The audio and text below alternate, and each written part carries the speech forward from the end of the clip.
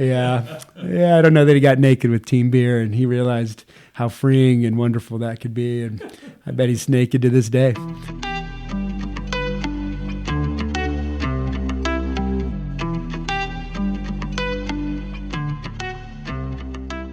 Hello, and thanks for joining.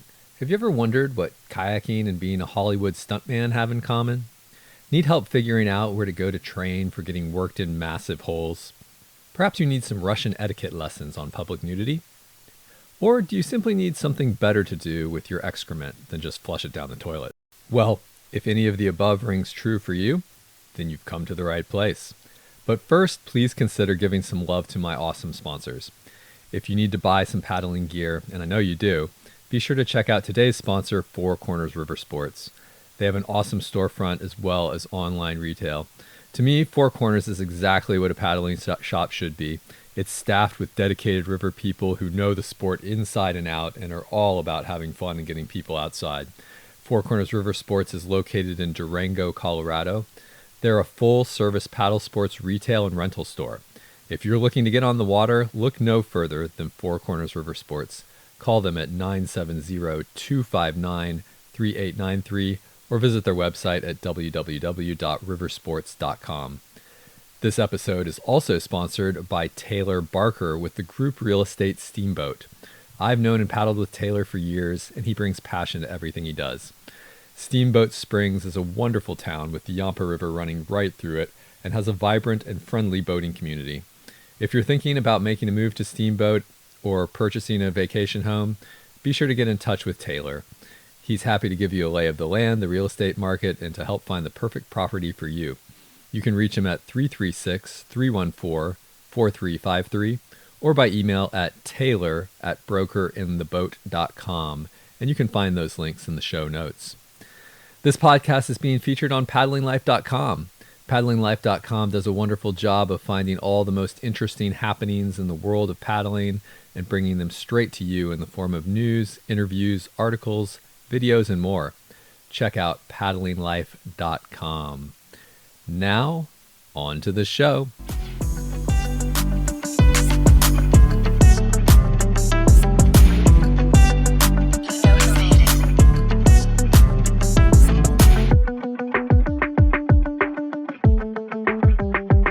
Welcome to Tales from the Cripps, a Whitewater storytelling podcast. I'm really excited about my guest today. I know I always say that I'm excited in the introduction, but that's usually to make the guest feel good and welcome. But this time I'm really excited. I've largely relied on other people I know that refer the guests to me for this podcast, and it's always interesting to see what names emerge. And that's why I have this surprisingly long introduction for someone I barely know.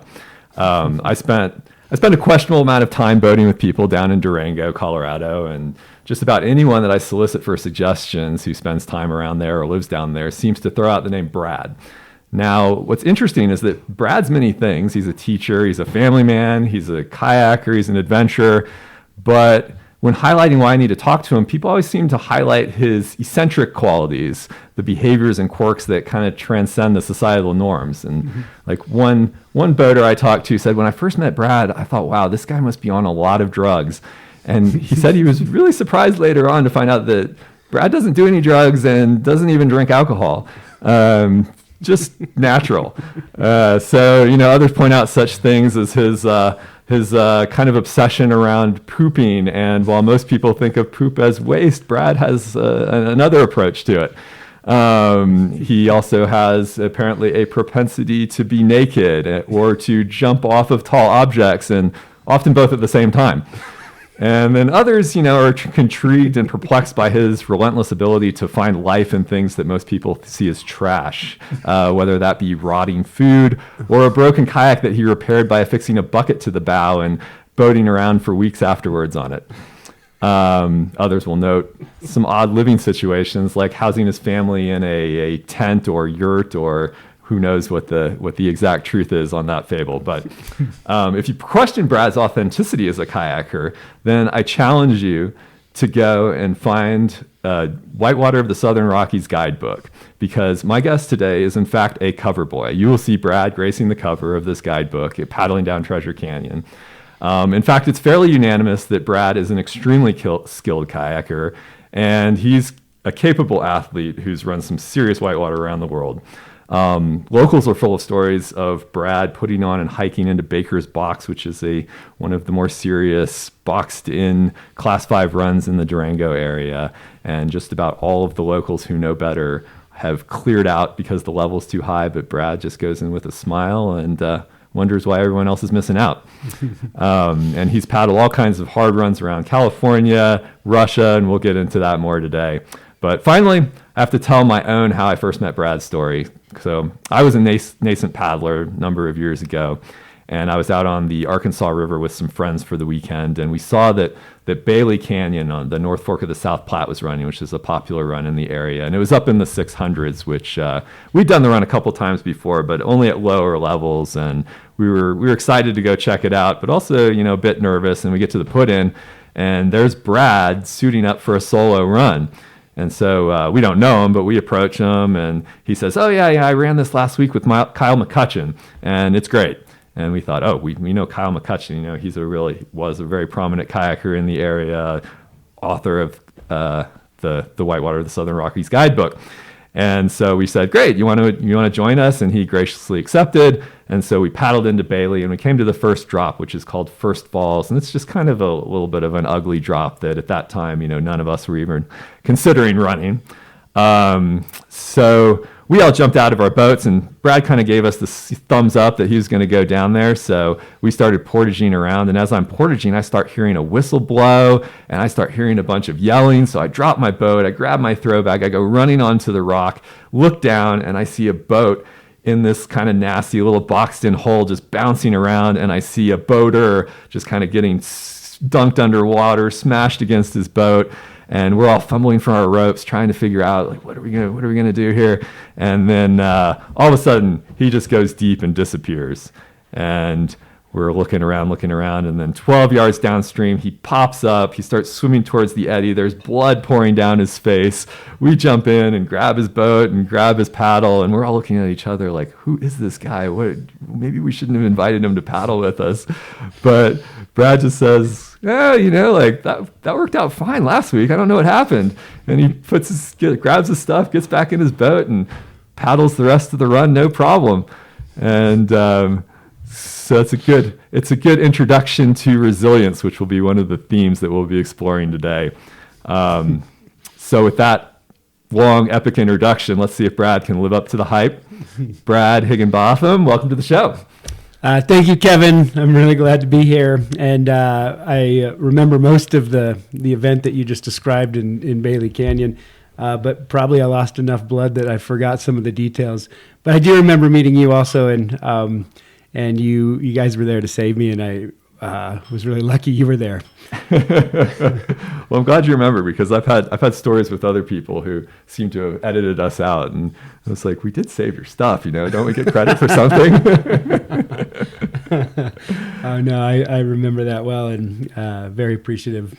I think about it occasionally, and when I go down Bailey's Canyon, I come up to Four Falls, and I think about the 4 kayakers I ran into that day, and give them a little thanks through the spirit world. Awesome. Well, I appreciate you coming here today. You're living near Durango, Colorado now, outside a little bit, but your folks are up here on the Front Range, and you graciously kind of made a trip out here to Boulder, and really grateful that you're here today to talk with us. Yeah, thanks for having me. Yeah. So we're going to jump into a pretty interesting story. Kind of a heavy story, but you sent me a story that you did a radio program some time ago where you kind of did a moth-like little storytelling event about this, but we're going to kind of dig into it a little deeper today.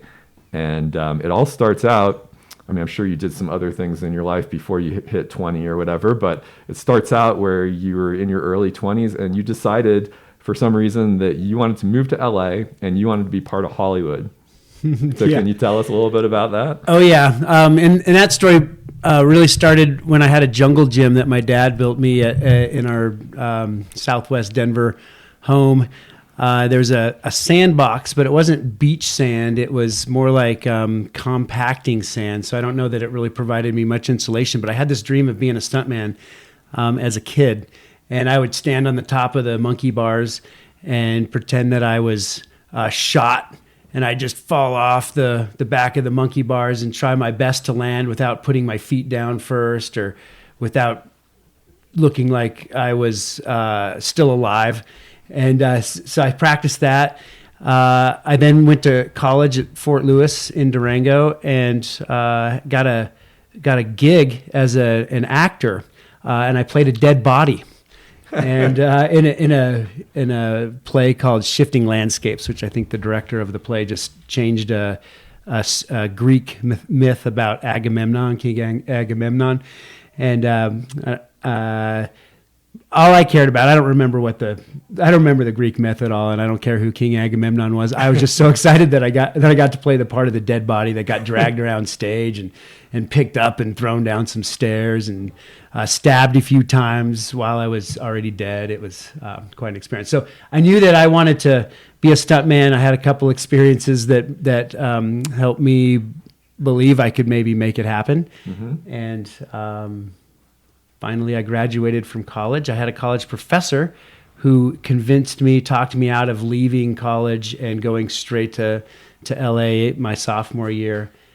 She said, "You might as well give this 2 more years and have a fallback plan before you end up in LA with nothing, with no career, because it doesn't work out very well for some people or actors, every time." She reminded me that what's his name, Robert De Niro. A very famous actor that we probably all recognize. Sure. I bet Tyson's wife even recognizes that without any explanation. It took him 20 years of waiting tables, waiting for that phone call. Really? And eventually he got his big break, and now we all know him. But that was her point: was you might be working at grocery stores or waiting tables and until you make it, and by then you're probably a little old to be a stuntman. So you might want to have a fallback and graduate from college before you go. So I did that. Went out to LA to be a stuntman. I packed up I had a Ford Bronco, white Ford Bronco that just had a rickety old rack on the top, and I put all my furniture on top of that and headed out to LA with a connection. And everybody says they have a connection, but mine was real, and nobody else's is really real like mine was.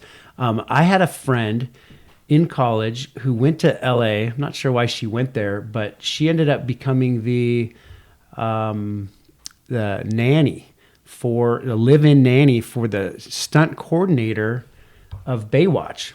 No way.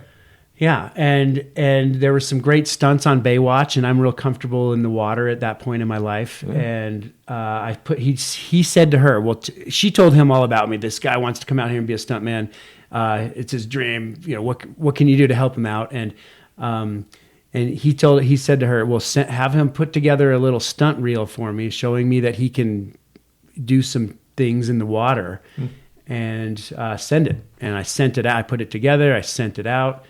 And he watched it and called me and said, yeah, when can you be here? I told him I was planning on being there in February of 1990-something, 98, I think, or 1999. And I got out there and I went to the Baywatch studio, and everybody's really busy packing things up and moving around, and nobody seemed to have any time to talk to me. And finally somebody said, I can't remember the stunt coordinator's name, but they said, oh, you're waiting for Steve. We'll go sit in that room. Steve, I don't know why I just said Steve. I think that was his name. So I sat in some room, and eventually somebody opens the door and they're like, what are you doing in here? And I said, I'm waiting for this guy. And they said, well, didn't he tell you, if you know him so well, you should know he just moved to Hawaii. Baywatch is moving to Hawaii. Oh, no. And so as I go, no, there goes my connection. And wow. So then I just had to start from the ground floor, which everybody told me was to get into extras, to be an extra in movies or TVs or TV shows or commercials. And so just being in the background. Even as a stuntman, huh? You just have to start by getting your name associated with some pictures. Yeah, because if you're going to be a stuntman, you have to you're still in front of the camera, which means you have to get a Screen Actors Guild card, the SAG card, they call that. Uh-huh. And so I had to get the SAG card. And then once you get a SAG card, you have to get 3 speaking roles. Well, actually, to get a SAG card, you have to have 3 speaking roles in a TV show, a commercial, or a movie. And you're not allowed to have a speaking role in a movie unless you have a SAG card. So it was sort of this catch-22, which boils down to you can get in there, you just have to meet the right person. You just have to get to know the right person and get lucky also. So I had to get that, and I had to get in with a stunt crew. And that I was able to do. I was working with Cenex Casting, and you would call this phone number, and they would answer, and they would say social. And the first time I called, it was really funny because I didn't know that that's the process. And so they say to me social, and I didn't really understand what they said. And what the casting call needed a person that had a yarmulke. And so when they go social, I go, I got a yarmulke. The obvious response. And she goes, social security number, please. And I go, okay. And what that was about is that she could just type in my social security number because I'd registered in this Cenex casting company.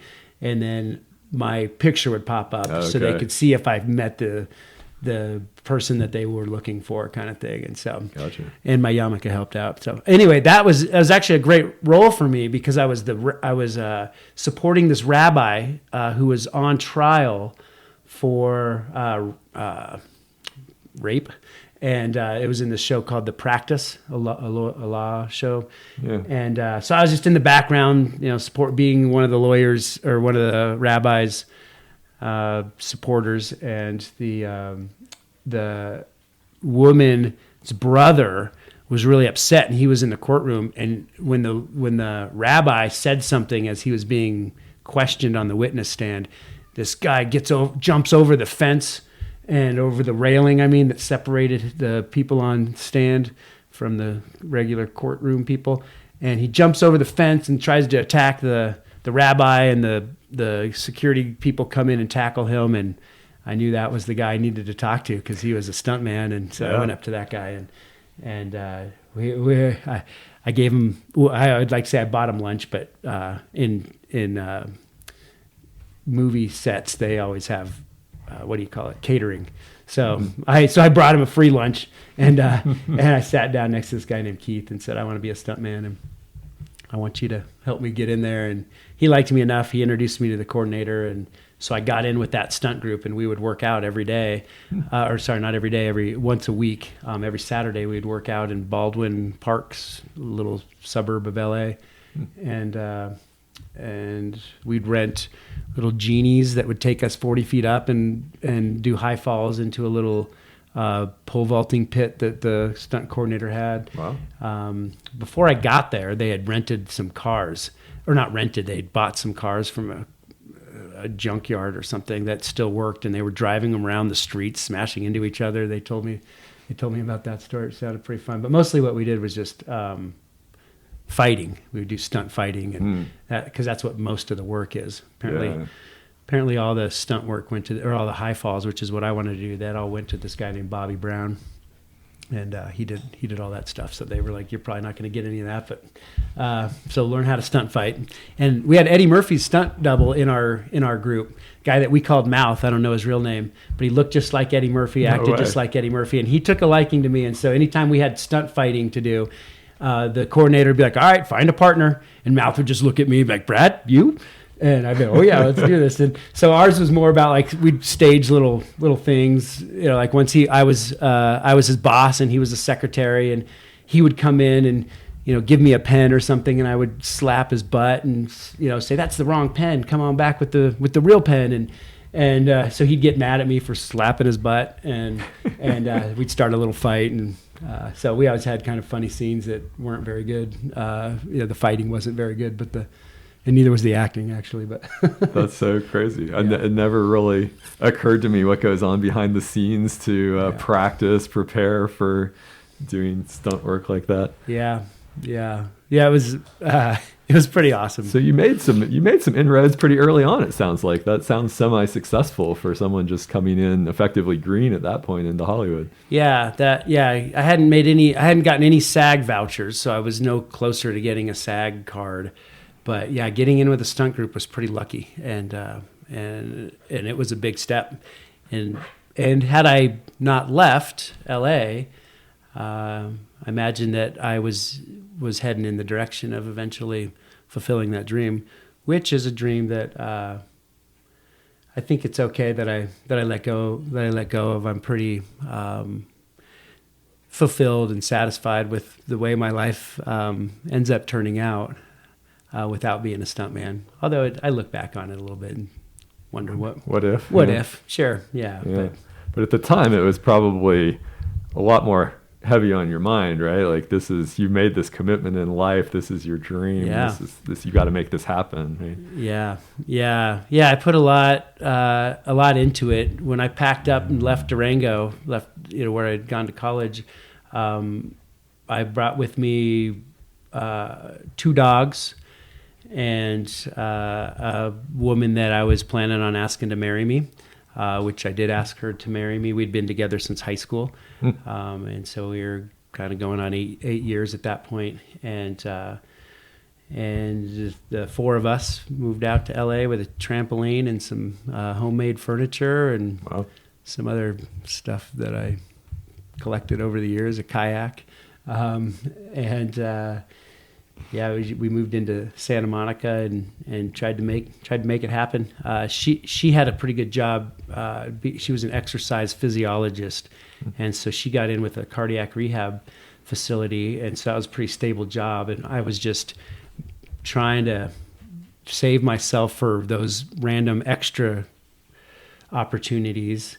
And in the meantime, I was just doing temp work for different temp agencies and trying to improve my typing speed so that I could get higher paying temp jobs. I can give you some tips on that. You're pretty good at it, right? right? Good typist.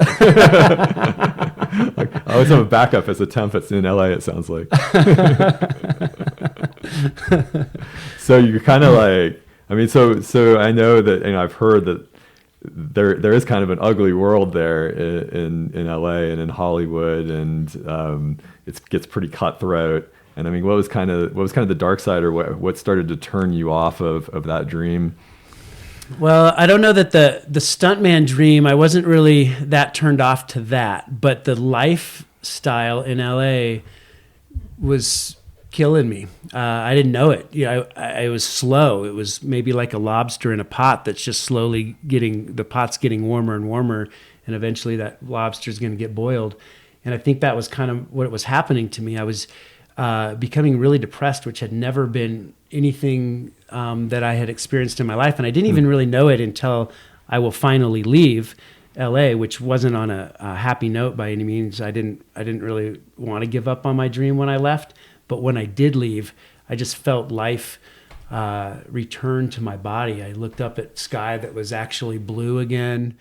I remember waiting for the phone to ring, because you're constantly in hope that there's someone's going to call you, because your headshot is out there. I had an agent, not one that I paid for, but just one that was willing to send my headshots out when he got calls.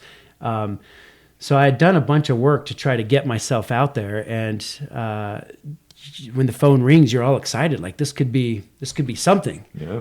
And every time my phone rang, it was just my mom wondering how I was doing out there in LA. And I love my mom and was glad to hear from her, but it wasn't the phone call I was really hoping for. So, but yeah, times got kind of tough just because of the. Here was an example that left a really huge mark on me. I remember watching somebody drive by on a road that I was riding my bike along, because I was trying to save money.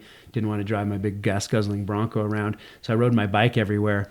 Great story about Steven Seagal, a side story. One time I was riding my bike and probably hadn't put deodorant on in a little while, and I pull up to this light somewhere in downtown LA, and I'm waiting for the light to turn green, and I'm just sitting there, and I'm pissed off at people because of my situation of feeling like I'm failing, but also just because people are not that nice out there.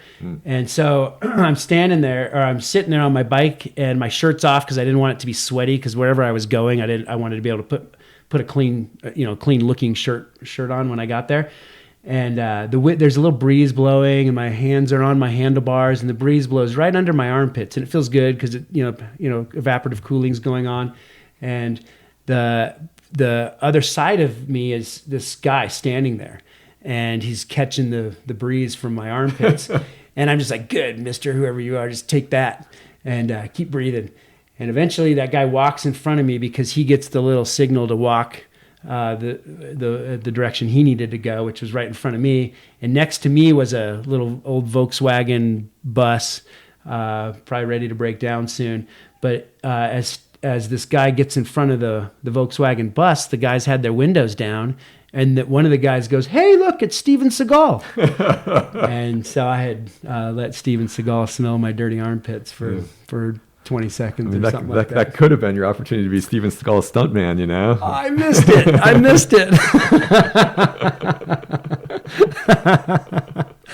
Dang it. What's the craziest thing you saw on a set out there?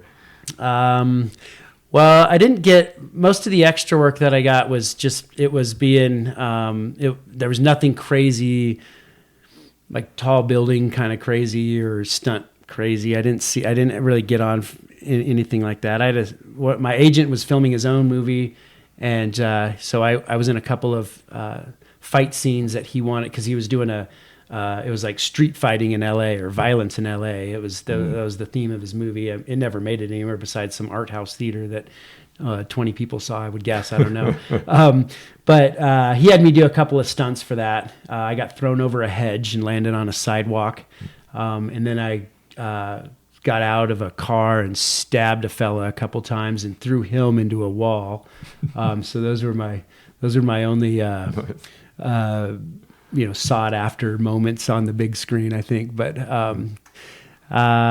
crazy stuff. Did you get any injuries from doing all this stuff? No, those were the only, I didn't do much. So it's pretty mellow what you ended up doing. Yeah, I didn't do much. It seems like such a strange world. It was a strange world, yeah, and a really fake world too, in terms of the connections that you made with people. It was all real superficial, and that was probably part of my depression, was just knowing that you know a lot of people, but nobody really cares about you. They just want to know you in case you make it big. Then you'll call them How up. can I leverage this relationship to get myself up? Yeah. All relationships were based on how can I use you as leverage. Yeah. So, I got a clown gig for a little while, which was pretty hilarious. I wasn't a good clown, but I would end up going to office parties and babysitting the kids by making up games and stuff like that. But I did do a couple of clown gigs, and I wasn't that good. I can juggle. That's about it. That's something. Yeah. So you start to get disillusioned. You find this depression kind of creeping up on you. It sounds like it's a little bit of a frog in the pot. You don't even sort of realize what's happening until later. It sounds like your relationship is starting to get a little rocky. And so you start to see a transition coming up in your life. Yeah, well, I had I actually didn't notice the relationship. I was kind of blinded to just the idea that we had gotten engaged. We were 3 months away from getting married. We were planning on getting married in the courtyard of the apartment complex that we lived in. I was getting excited for that. And I thought she was too. She went home back to Denver to a wedding of one of her good friends from high school, and met a fella. And her story was that nothing happened romantically between the two of them, but they had feelings for each other. Wow. So nothing physical happened, but maybe there was kind of just some romantic feelings for each other. She came back and said, if I'm feeling like this, I think we need to end this. And so she packed her car up one night, and I packed up all my stuff because I didn't want to stay there. I was totally devastated, and just I couldn't really. I was just my heart was totally destroyed. And I hadn't ever felt anything like that before. Plus, I was already kind of in this midst of depression, and that I was unaware of. And it was just so terribly sad for me that I didn't want to stay there anymore. I didn't care about the dream anymore. And I weighed that option of trying to stick it out and stay through it, but it was too hard for me. So she packed her stuff up. I packed mine. I took one dog. She took one dog. Yeah. It's got to be hard in and of itself, huh? Yeah. I was really attached to little Einstein, who was this little fluffy Pyrenees golden retriever mix, and real playful and loving, and great. We spent a lot of time running the hills in California together and along beaches, and but she got that one, had a little less energy than the one I ended up getting, which was this wolf shepherd mix, and just a dog that needed a lot of exercise, and so I was the one that got that one. We seemed to fit together a little bit more than, and the old fiance and the other dog fit together a little bit better, and so we packed up our stuff middle of the night. I don't know, 2 a.m. maybe. Both just drove our separate ways. I watched them head east back to Denver as I took the over ramp onto the 405, which would head north, because my plan was to go to Washington State, where the rivers are running year round, and try to use kayaking to heal, and so that was my plan for how to get better at that point. Yeah, which is, I think, for various degrees of situations in life, like a lot of kayakers use it as a refuge, right? It's a place where you can kind of forget about your troubles, big and small, and just find joy being out in nature and being on the river and being with friends. Yeah, and just doing something that is so powerful for your spirit that it can rival heartache and loss, and of course it can bring that about as well. Yeah, but now I believe the next stage took you to not Washington yet, but you had a little pit stop in California where you had a few lessons about nature. Right? Yeah. So of course the goal is to get to Washington, but I'm kind of free now. I'm like, wow, right now I don't have to be back in 2 days or 3 days to help pay rent or to do anything. I've got the freedom to just live this life as a kayaker. They gave me my deposit back, nice. And I had like $1,200 to keep me going for a little while, and so I decided to take advantage of that and stopped at a little town called Modesto, I think. Prior to that, I had just broken down, had to pay a tow truck to jump my car for some reason. I fell asleep while driving that evening when right after I left the other dog and the fiance. I didn't fall asleep while driving, but I started getting sleepy, so I pulled over, couldn't start my car in the morning. Tow truck finally shows up, or a policeman shows up and calls a tow truck. Something happened. I get my car started, drive to Modesto, buy a new battery, and then I think that's the launch point for not Upper Cherry Creek, but the Cherry Creek of the Tuolumne. And this is more or less my first time kayaking in California. I'd done some stuff on the Kern while I was living in LA, but this was kind of my first big wilderness run. And you've been pretty disconnected from kayaking while you were in LA, I guess. Yeah, it was funny because I wanted to have this life of thrill and excitement, and instead I never got it because I was kind of isolated from it. So now I'm headed into the woods to do something cool, and Cherry Creek was my destination at this point. And I got to the takeout where there's a bridge that goes over the river there. And do you know this? Do you know this run? I don't know the run, no. Okay, yeah, this is the only time I've been there, and my memory is that the last rapid of the run is called Lumsden Falls, and it just flows right to that bridge, and then you take out right there. So I got there, and from there, I don't know how we used to get directions back then to places, but I found the put-in. And I asked some guy along the way who was driving in a big van with some boats on top of his car if he thought my dog could run along beside me on this run.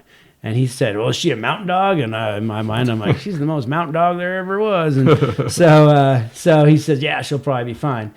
So I drive to the put-in and drop off my gear, kayak, some overnight stuff, some food.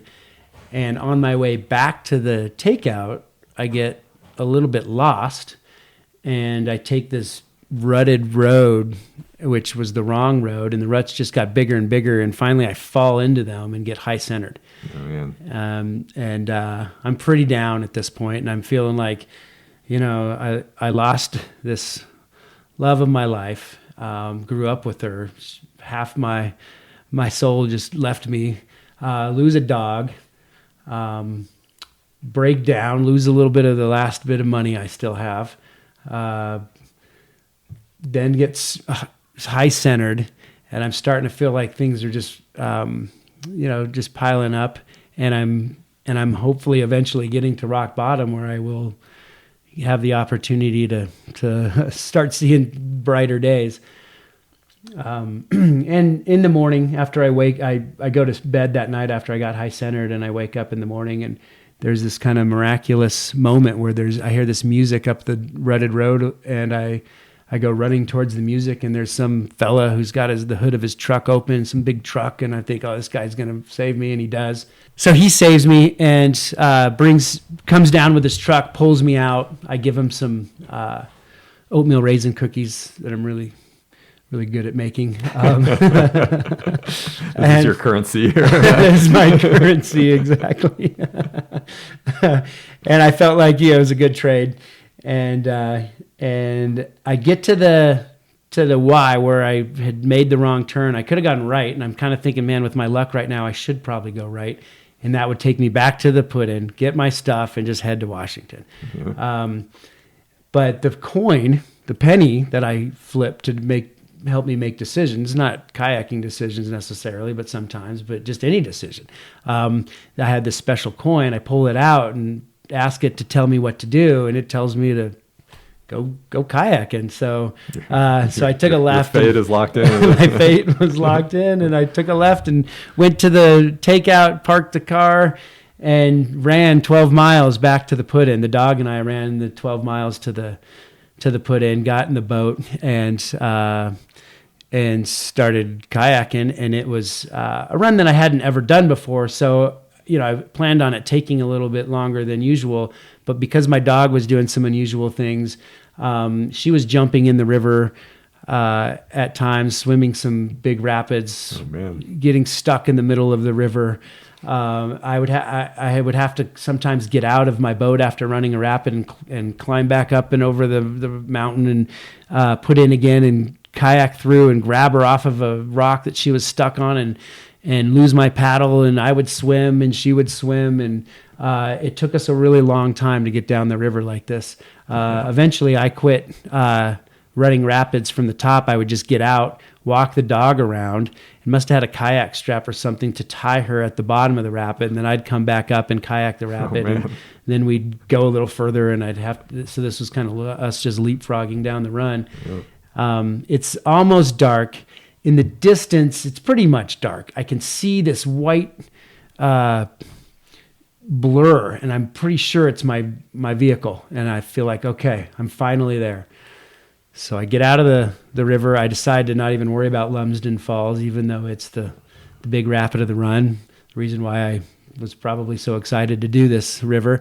But I'd had enough at this point, and I'm walking down River Left and finally relaxing, because I no longer have to feel tense about what's about to happen to me or my dog, and I realize that when you relax, your bowels begin to move, and so it was time for me to go poop, and I dig a hole 6 to 8 inches deep, which is the standard leave no trace cat hole that one would dig at a time like this.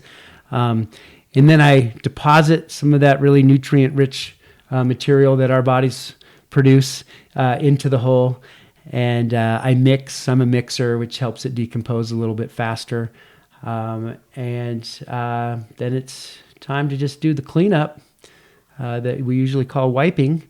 And I look around for some material to wipe with, and I see some leaves. And I'm like, great, it's easy. Leaves are so convenient and a great wiping material.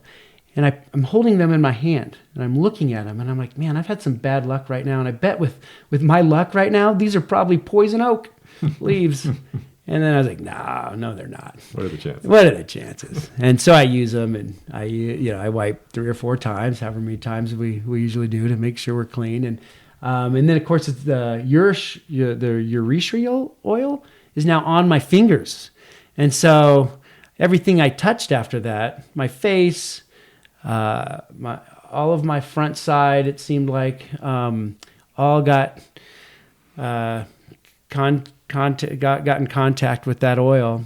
Ugh. And as the textbook tells you, you usually don't notice the results for 2 days or so, and that's when the results showed up for me. Oof. That it really was poison oak, and pretty miserable experience. Yeah, I went by day 2 of the rash showing up. I was twisting up my underwear and dental flossing it between my butt cheeks. So that it would keep my butt cheeks from rubbing against each other. And after a few hours, I'd have to wring those out because they were so full of pus. And then I'd put in a new dry pair to get me through the day. It was. Did you end up going to the doctor for that? No, cortisone or something? I never did. Sounds brutal. Yeah, I just took a lot of hot baths, and I think that the recommendation is to not do that. But I disagree with them. It was the most. It's almost worth getting poison oak that bad so that you can feel the relief from that. Like when you stub your toe and it starts to feel better, yeah. What a great relief that is. And you almost appreciate that you had that pain so that you could experience the relief of the release of that pain. There's some saying from Tolstoy or something that the greatest pleasures in life are relief from pain, like coming in from the cold into a warm place, that kind of thing. Oh, man. Yeah. It's probably why I went to Russia. I must have had some Tolstoy got a little Russian premonition. in you. Yeah, I got a little. I do actually have a little Russian in me. Yeah, me too. Yeah, it's in the family. You do too, huh? Yeah. Dishi Yiddish, Daushi Budish. Sorry, I don't know any. It's pretty far removed. We had a few family sayings. Yeah, so I know what that one means, but some of them I don't even know what they mean. How about Bustarov? Help me out. Oh, I think that's good morning. Oh, yeah. There we go. It's afternoon. I don't know how to say good afternoon though. Sorry. I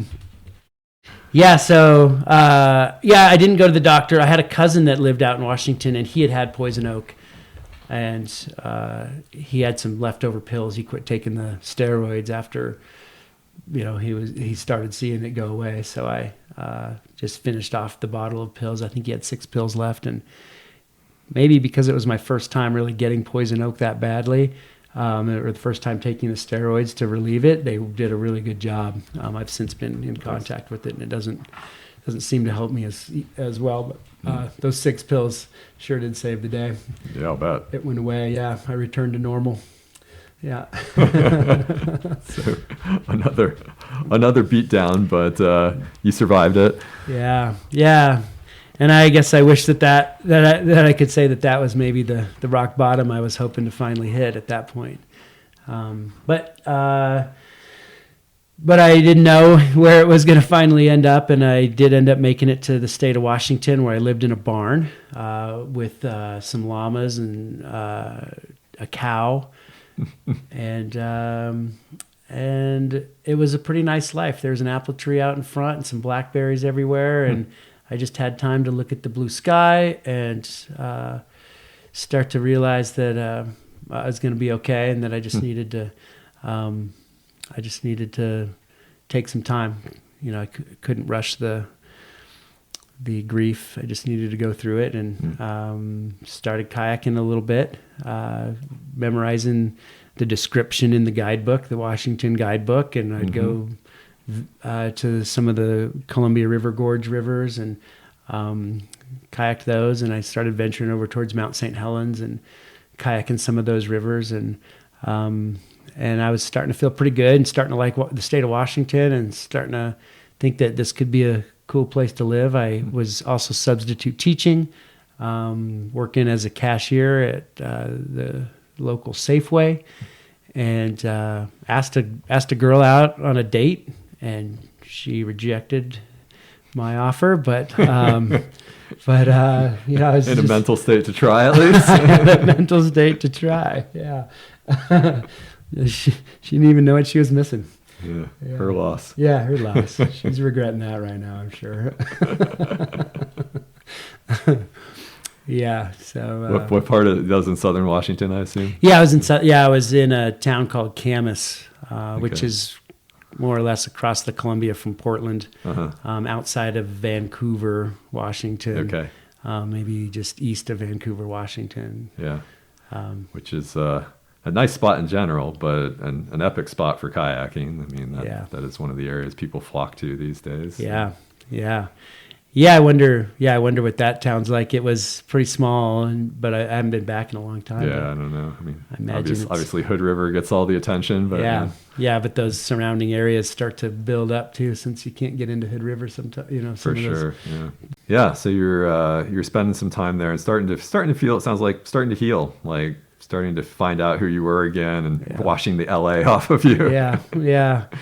And were you feeling good in the kayak again? Like you.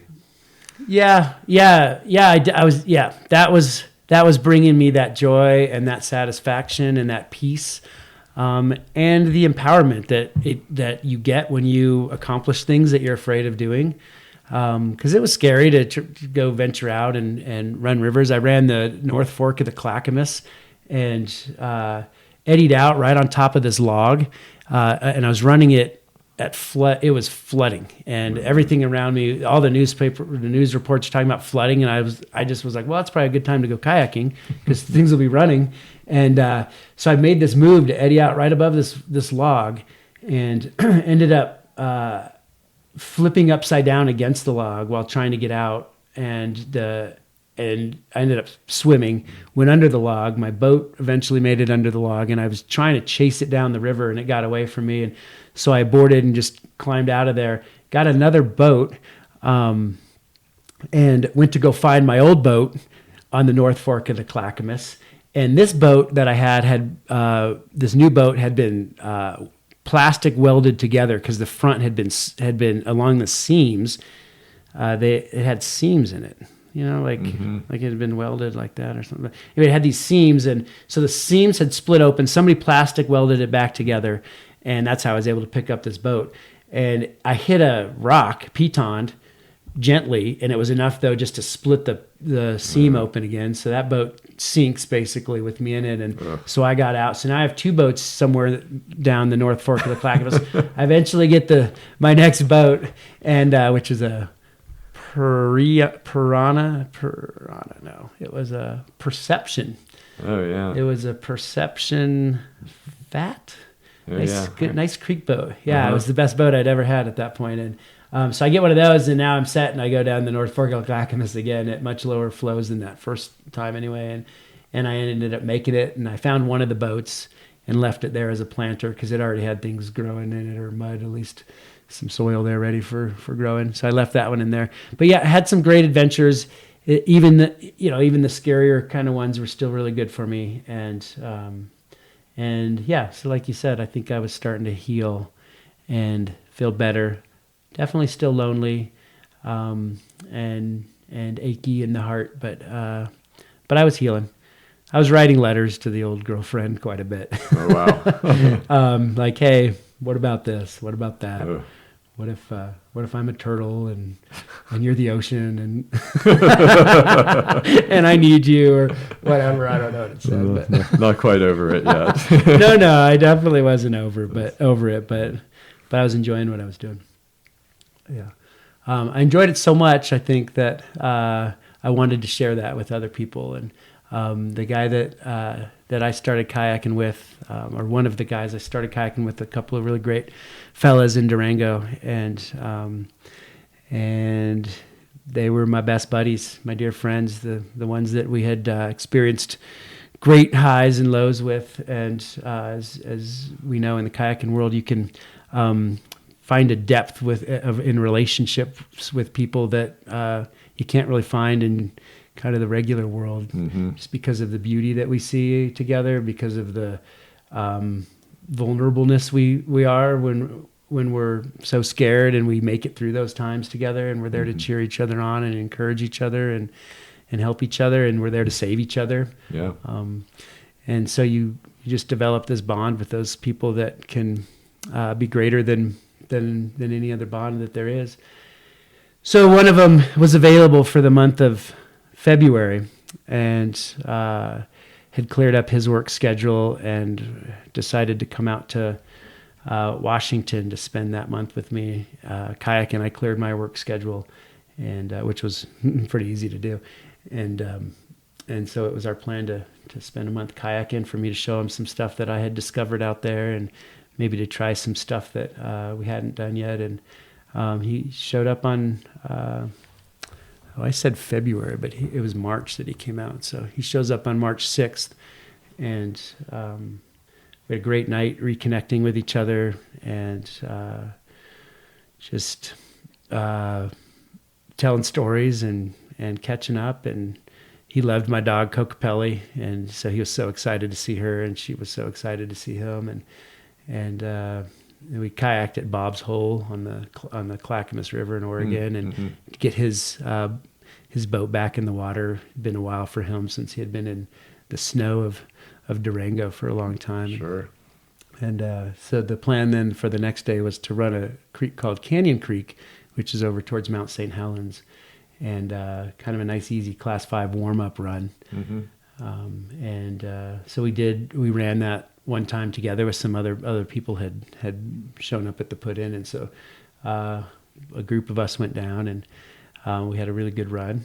And the plan was Toby had promised Cocopelli the dog that he was going to take her for a nice walk after the kayak run, but he had so much fun and wanted to do it another time. And so we consulted the penny and said, hey, what should we do? Should we go kayaking again, or should we take Cocopelli for a walk? And the penny actually said, take Cocopelli for a walk.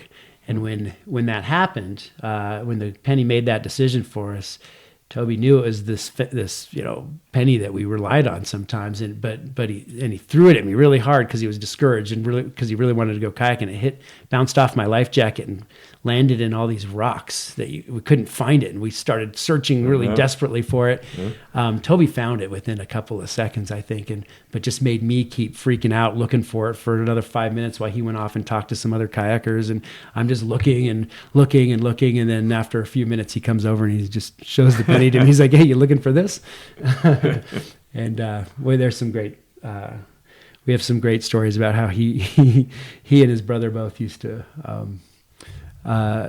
get a lot of enjoyment out of the minor pain that they could cause me. I almost lost a nipple once to a battery cable. What? We'll have to save that story for another time. Yeah, we probably should. Yeah. So we had, there's a little caveat with the penny, and sometimes we say to the penny, whatever you say, we'll do it. Or sometimes we say to the penny, just suggest to us what you think we should do.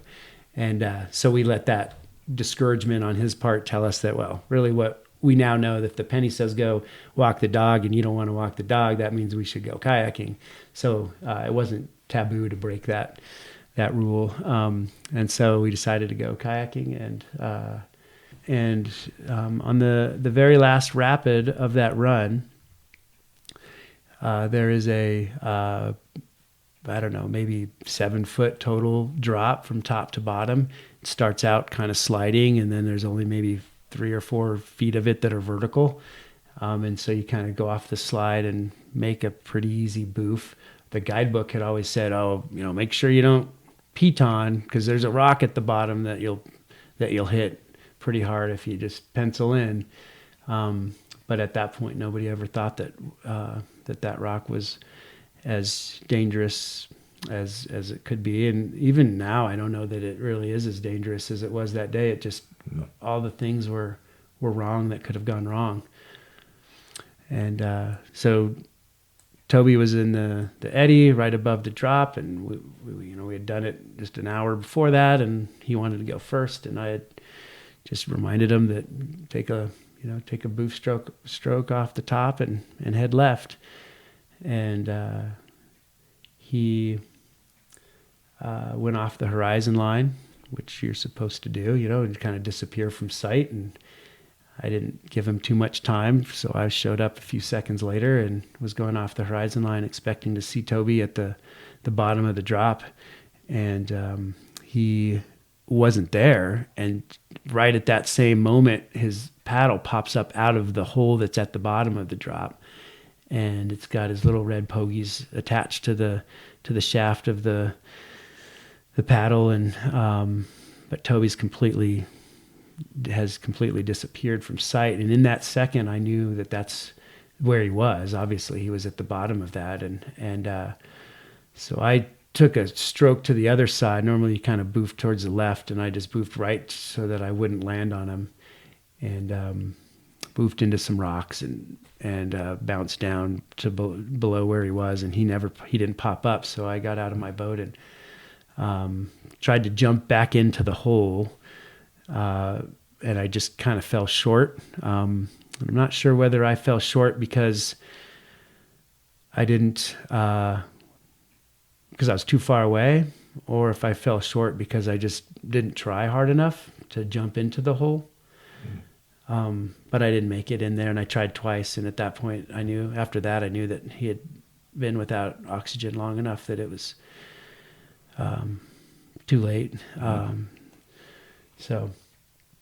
So ferried back across the river. One of the fellas was kayaking with us that was in that first group, and the two of us attempted to get to find him down in there. And so the other fellow was lowering me into the hole from a rope above, and I was able to grab his boat and pull him out enough.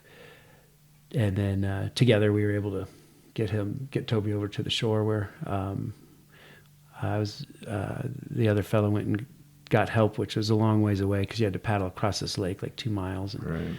And then I just worked on Toby using some CPR and wasn't able to bring him back. Jeez. Yeah. That's a heavy thing. Yeah. After living with that for all these years, because that was in the year 2000, March 7th of 2000. So it's 23 years later now. And I've spent a lot of time. I've gone back to the spot where that happened and spent a lot of time thinking about it and figuring out what happened and what I could have done differently. And people want to help you feel better, and they want to say things like it wasn't your fault. And all that I can say to that is that the things that I did, did not work, and so what could I have done differently is a question that lives with me all the time, and and I'm okay, and I'm also okay. Yeah. I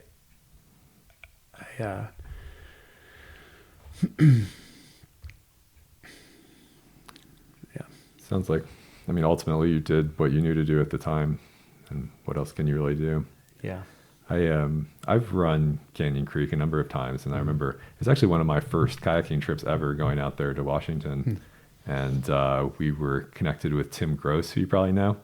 Yeah. Yeah, and he took us down there. This was probably 8 or 9 years after that incident or something like that. But I remember going down there, and Tim was guiding us, and we got there, had a good run, got to the end, and he told, I think he called it Toby's Drop, and said, just go right here off of this ledge. And he's mentioned something about someone died here, just, kind of landing in the wrong place. Yeah. And when I first heard, your story about that, I thought about how that, to me, it stuck in my mind, because obviously when you're paddling and someone tells you, like, this is a serious spot, you listen to that. But I thought about how, to me, I didn't know this person. I didn't know anything about it. I just, had heard this name, Toby, and obviously you can't take in the experience of everyone that's had a tragedy or everybody's life. But I thought about that, and I thought about how, like, wow, this was something that happened that I just kind of brushed off and went about my day afterwards, because we all had a good time, and it's a great run. It's super fun, and like Yeah. you said, not horribly difficult. Yeah. In that realm of Whitewater, and but yet this was someone who had this great friend who was affected by it, and I'm sure he had a great family that was affected by it, and it's kind of crazy to think about how everybody's living this life that's really important to them and to the people around them, and how fragile that can be. Yeah.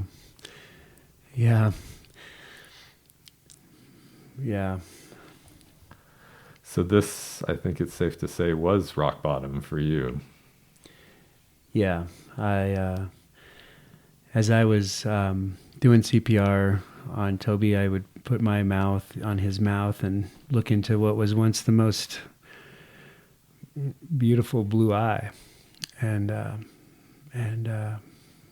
just see nothing but blackness in there, and in the life that had been so vibrant in him was gone, and every time I just wanted that eye to turn blue. Every time I breathed, just wanted his eyeballs to turn blue again, and that definitely was that moment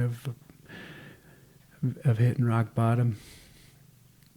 I eventually got tired, and I stood up to move, change positions, and when I did, I slipped on this mossy rock and hit my shin really hard on another rock. And I just looked at Toby and I go, "You little bastard," and because that was just one more of his, little painful tricks that he wanted to leave me with before it was all over. And I have great memories and all of that, and still connected to the family. As you said, he had a whole family that he loved so much, and that loved him so much, and he gave so many people such great joy, and was one of the most generous people I know. I try to be generous now, and when I look at all the things I hoard in my garage, I think I should probably give some of these things to people who need them, as Toby was just such a giver. Yeah. Must have felt like I would think that there would be a feeling of disbelief at that point, that this can't really be happening. Yeah, and that and a hope that there, like this is a conundrum. If I figure out a way to do something right, what could I do to make this to change the outcome of this? I remember feeling for a long time like I still had a chance, like there was still a way to fix this. I just had to ask the right question or go to the right spot. I kept trying to make it not have that outcome for a long time. It was, I think that's that feeling of disbelief, and a lot of, I was in shock. I medicated with ice cream for a long time. I became an ice cream eater. Toby and I loved to eat ice cream together, and so I had a bunch of it in my freezer for that night. When he showed up at my place, I wanted us to eat ice cream together. Maybe we should talk a little bit about kind of how this changed your relationship with kayaking and even with life, and kind of where did you go from there? At first, I wanted to kayak all the time after it happened. I was terrified of it, but couldn't stay away from the river because it was what I felt. It's how I felt connected still to Toby. I kept wanting to be in the river, to be near him, or to find him again. I wanted to have dreams where he would show up in them, and since that wasn't happening, it happened once, and I wanted those dreams to happen all the time, and it wouldn't happen, and so I went to the river to try to find Toby. Did you have any thoughts around like what would he want me to do? Should I like do something to honor his life? Or Yeah. At the beginning, I felt like that all the time. I would go run Vallecito at high water and with nobody else, and think that was what I could do to make him proud, or to make him take him kayaking with me. And I would I put up these I tried to create situations where I could experience him or feel him again, or have him spiritually with me in some way, to connect to him in some way. And yeah, I would sometimes think that he would be proud of me during certain situations. So that was the way that I tried to rebuild. I think that I found I was scared a lot during that, even doing things that I wasn't, that maybe wouldn't have normally scared me.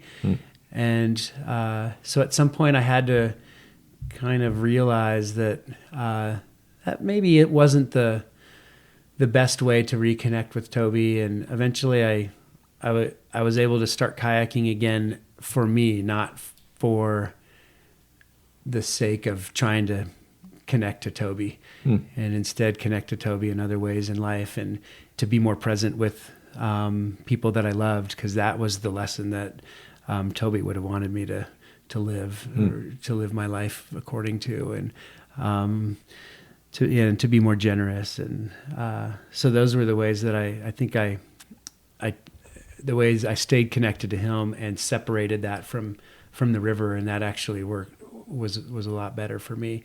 And then I could, you found that spirit very present in your life, though, like when you were thinking about your relationships with people, talking to people, you were thinking about him frequently?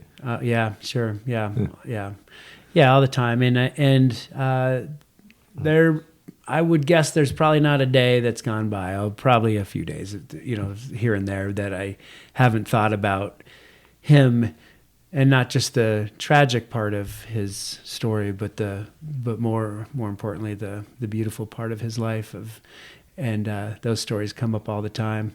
I have these tire sandals that Toby got from an experience of his in Copper Canyon, where he met some Tarahumara people who traded his Nike shoes for some sandals made out of tires, and he walked for months in Mexico with those tire shoes, and somebody else got some cool Nikes.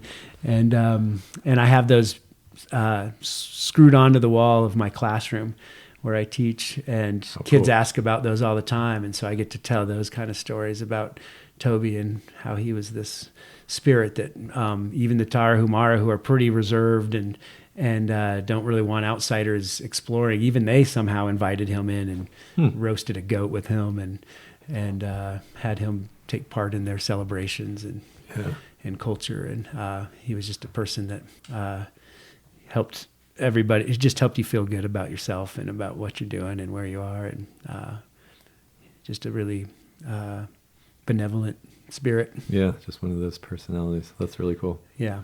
But yeah, I didn't quit kayaking. I don't think I quit for more than a week. After that, I think I was just eager to get back in, and then once I was able to disconnect and disassociate kayaking from my connection to Toby, it became real pleasurable and empowering again, and enabled me to become confident in who I am, and willing to take risks, and willing not just as off of a waterfall or something like that, but just willing to take risks in my life and believe in myself. That my relationship with kayaking has definitely grown, and is I have a much more powerful connection to people, I think, because of, obviously, like I talked about with Toby, but also just because of my ability to persevere in the kayaking world. I get scared a lot, and go down the rapid anyways. And that's pretty awesome. I love that feeling. Yeah. And that's, I guess, all you can hope from a situation like that is you allow it to help you grow and to become a better person. And that's the best thing we can do with it. But you've, it's interesting that I actually love that you just brought up that I get scared. because I think a lot of people, they see people, I mean, you paddle some serious whitewater, and a lot of people think that like, oh, those people just don't get scared. Like they have no fear response. And I've seen that, with people like paddling with Forrest, and how that guy just does some crazy stuff, but he absolutely gets scared all the time. He just chooses how he reacts to it. Yeah. And Rolf told me that which says something. Recall Rolf, from episode 10, who tubes off of 100-foot waterfalls, right? I can recall that. Yep. He said, Brad has the best mind game of anybody I know, and I wish that I could have like such a mind game, which was to me a very impressive compliment to you. But he, like I know you guys had you Rolf and some other people that I know as well, got this mindset that you were going to go train for the Stikine. I don't know, was that 8 years ago, 10, something like that, 10 years ago? Yeah, 8 years ago. Okay. Yeah. Okay. And I was impressed that, because I know I've known some people, granted, very good kayakers, who are just like, well, I'm going to go try out the Stikine, like, see how it goes. But you guys took a very different approach, and you were like, we are going to train for this thing, and we are going to be ready because this thing has a serious reputation. So can you tell me a little bit about what went into the training? Oh, yeah. It was terrifying just having conversations about maybe we're going to go. And the best thing that we did to make sure that we came back from that as an intact group was the months before doing some training. And of course the regiment was dictated by our leader. Won't call him our fearless leader because we just talked about fear being a really important part of what keeps us safe, I think. And Rolf gave us a lineup of rivers to go do, like the North Fork of the Payette. It would have been good. I think some of us maybe were able to get on Tumwater. We didn't all get on Tumwater, but that was a great training run for us. And then locally, the Gore Canyon at higher flows, we made sure to get out there and do some laps on that. In one of our laps, it was our goal to get stuck in Toilet Bowl. And I think the first time we went through, and none of us got stuck. You got to describe Toilet Bowl a little bit for people who may not know. Okay. Yeah. And this is not just at normal flows either. This is probably double plus what a normal flow would be. Okay. Okay. Well, I guess and you can help me out with this because I know you know what it looks like. There's a more almost river wide hydraulic in the middle of the river where you go off of a kind of a ledge, and the water in the landing of this ledge is coming back into the bottom of the ledge from maybe 8 feet back. It's a very long distance between the drop and where water is actually starting to go downstream again. And so if you go down the middle of the river, you're guaranteed almost to get stuck in that hole, which means you're just going to be going underwater, maybe coming up for some air, going back underwater, maybe coming up for some air. It's kind of like a dunking machine. And you'll hear people who get stuck in holes all the time. They'll say, I fought and I swam as hard as I could, and I just kept fighting, and then I finally gave up. And somehow, miraculously, I came out. And of course, we know now that the reason why you come out of a hole is because the only water that actually gets out of these holes is at the very bottom of the river. And so when people finally quit fighting, they get pushed to the bottom and find that water that's going out, and that's what gets them out. But Toilet Bowl is one of the more retaining holes in all of Colorado. Yeah, very uniform. It's very uniform, yeah. And there's a way to sneak it on the far left. There is a rock, though, that if you hit that rock, if you're trying to sneak it on the left, if you hit that little deflector rock, it'll deflect you to the right, which then puts you right into the hole, and then you get to go for this ride. And I'm sure some people have made it out of there in their kayak still, but I haven't heard of anybody telling me a story about that happening. Yeah, I've heard one story of someone getting out. I think there's even video, so it's actually true. Oh. But that was also at your 1,200 flow, not 3,000s, Okay. where you guys were going into train for the big water feel. Yeah. But yeah, I went in there.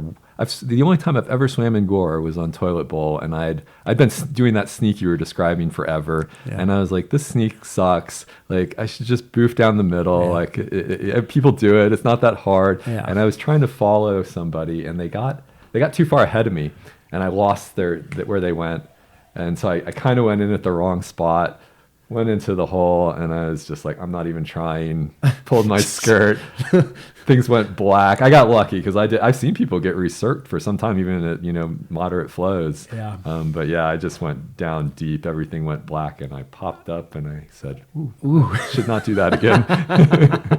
Yeah, I think most of us try to sneak it far left. And so because this was our training for the Stikine, we all wanted to have practice recovering swimmers.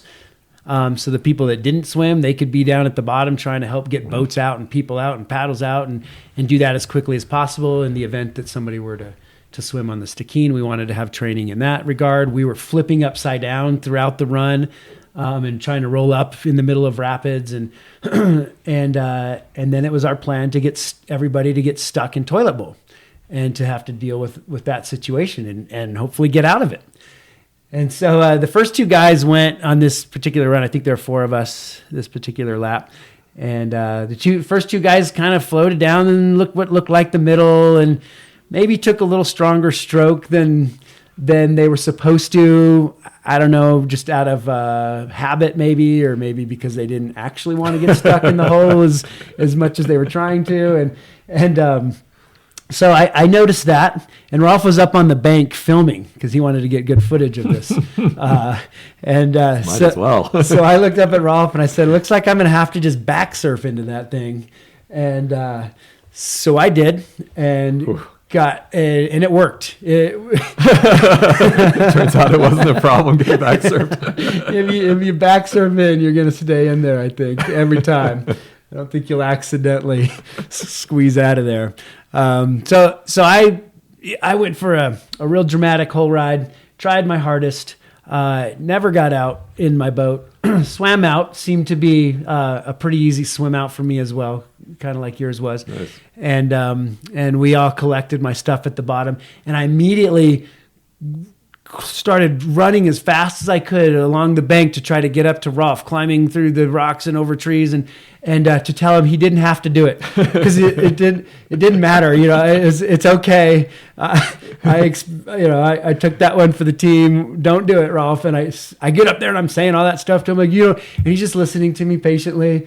And as soon as I got done talking, he just said to me, "Oh no, Brad, I just made you do that. There is no way that I'm not going to do that too." And a true team leader. A true team leader, yeah. And he went in there as brave as he could be. He was screaming like a warrior and not taking a single paddle stroke. And he just yelled at it. He put his arms in the air, flailing, screaming. He was a Viking, and and he lived the life of a Viking that day. And I thought he was going to get out. He was really, yeah. I thought he was going to get out, and he put in a good fight. He put in a great fight. Yeah, I think I was videotaping the whole thing, so we could probably watch that someday. But he didn't make it. He swam. We got him out, all his gear, and great training. But Rolf is great because, well, I don't mean to say it like that. Since that day, though, every time one of us, not every time, but most every time, one of us decides to do something, then even if the outcome isn't very good, the other one is more or less obligated to follow. That's now our river running. But the training was effective, huh? You guys had a good trip on the Stikine and no major issues. Yeah, it's funny. We got out to the Stikine with all the hype in front of us, and we had no major issues. We might have had a couple of swims, but all of it went really smoothly, and we collected ourselves really well. And I know, actually, I think the people that did swim, they probably weren't part of the training regiment that that the rest of us were part of. Some people joined our group kind of later on. But those of us that trained, I don't think we swam. And I came out of there saying, well, maybe the Stikine isn't that hard.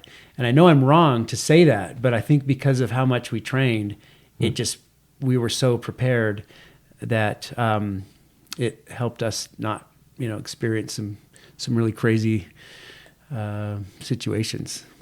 That's actually a good lead in to another epic trip that you guys did a few years ago to Russia. Mm-hmm. And I've heard a little bit of the stories, and one of the things I've heard was, the Stikine actually wasn't that hard compared to what we did there, because it sounded like there were high water levels on some classic big rivers there. Yeah, we got on rivers that had been done a whole bunch. One of them, the Boschkaus, we ended up doing at we had a guide with us, a guy named Vasily. He drove us to places and also kayaked with us, which was great for us to have that guide. But I remember at the put-in, he was looking at the flow and he was saying, "Oh, it looks high, but girl could do it." Whatever that means. Well, yeah, he said that all the time, and all of us, Westerners, kind of have been through, some etiquette training and some politically correct terminology, learning, and so we're all a little bit more. I don't know what you call it. What would we call that? We're a little bit more open to the idea that we can all do things equally. But in Russia, I think some of that hasn't seeped in yet, and so he said that all the time. Oh, girl could do it.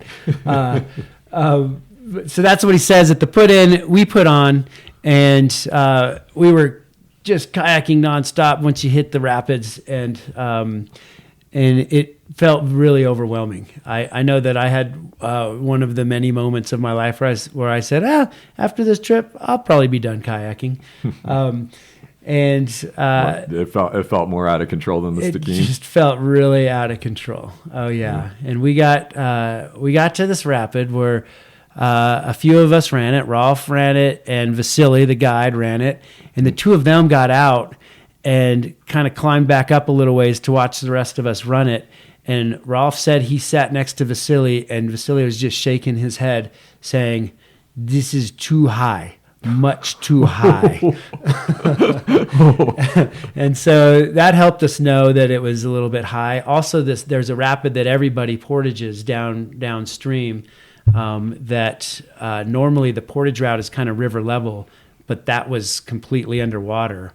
So we had to do something that was just as scary as running the river, which was portaging maybe 1,000 feet up, and it was one of the other Russian guys that was with us actually fell off of this slope and kind of disappeared off of a ledge where we couldn't see whether he was okay or not. His boat went careening all the way down to the river and was destroyed. Cool. We had to put him on the back of our boats to get him out of there, and we still had a couple of easier rapids to do, and he spent a lot of time in the water that day.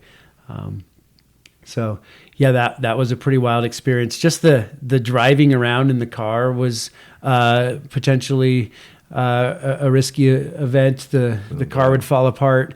Vasily always had a way to fix it. Sometimes he'd have to run miles back into the nearest town to get people or something that he would come back and hammer into place, and then we'd be off and driving again. One time, a whole bunch of us were holding on to the outside of the car to keep it from falling off the hill because it was leaning to the right, and the axle broke or a drive shaft. And but whatever it was, the axle was hanging down, so he could no longer use the power of the vehicle to go forward or backwards.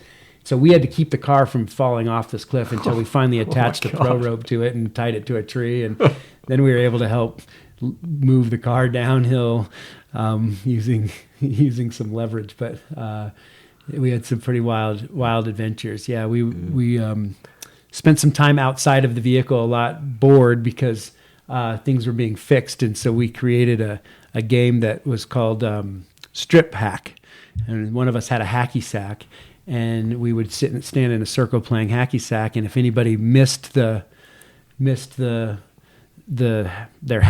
to hack, they'd had to take off an item of clothing. And so that was sounds like it might be more fun if it wasn't a sausage party. But.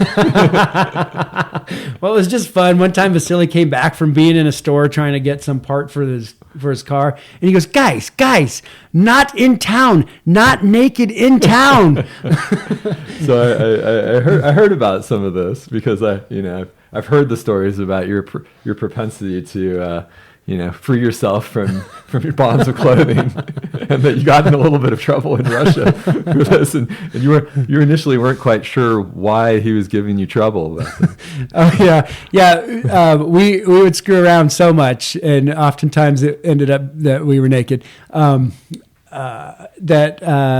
He would come back. He'd be like, sometimes he'd come back. He'd say, "Guys, no jerk off. We need to move. No jerk off."